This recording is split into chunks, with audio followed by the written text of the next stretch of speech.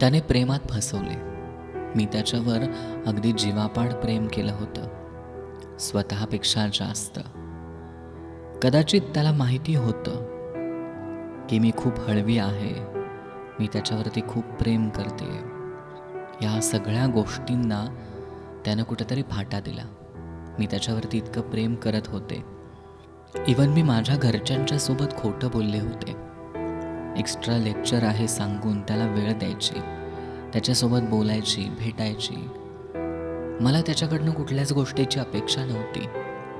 फक्त त्यानं मनापासून मला स्वीकारावं, मला अर्ध्या वाटेत सोडू नये हीच माझी अपेक्षा होती. पण त्याला ते जमलंच नाही, कारण त्याचं माझ्यावरती प्रेम नव्हतंच. शेवटी त्यानं मला प्रेमात फसवलं. प्रेम किती वेदना देतं हे त्यानं मला दाखवलं.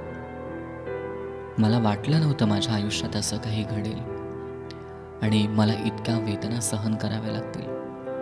मी घरच्यांच्यासाठी अगदी फुलराणी होते आणि आजही आहे.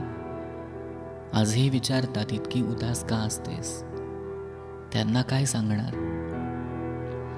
दररोज त्यांच्याशी आणि स्वतःशी खोटं बोलते की करिअर कधी होणार म्हणून मी नाराज आहे. पण मनातून मी आतून तुटून गेली आहे. मी त्याच्यावरती डोळे झाकून विश्वास ठेवला आणि त्यानं मात्र माझा विश्वासघात केला, प्रेमात धोका दिला. खरं तर प्रेम इतकं चांगलं असतं असं वाटायचं. सुरुवातीला मलाही फार छान वाटायचं.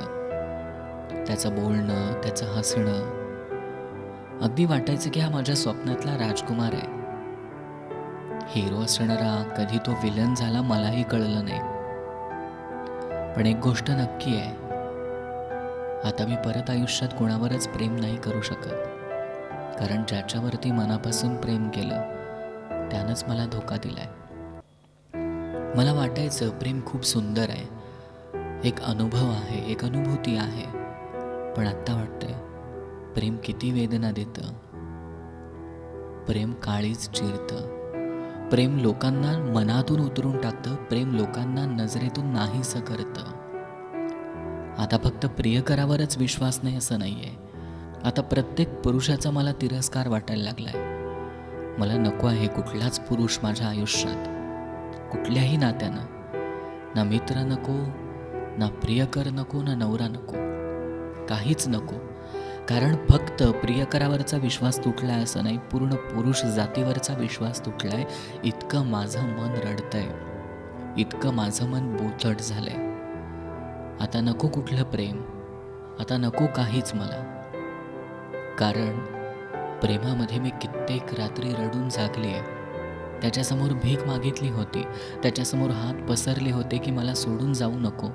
शेवटपर्यंत साथ देण्याचं त्यानं वचन दिलं होतं. पण त्यानं ते जाता जाता सोडलं. का? तर त्याला घरच्यांच्या इच्छेनं लग्न करायचं होतं. अरे पण मग तुला घरच्यांच्या इच्छेनं लग्न करायचं होतं तर माझ्यावर प्रेम केलंसच का? माझ्या मनाचा खेळ करायचा होता का तुला?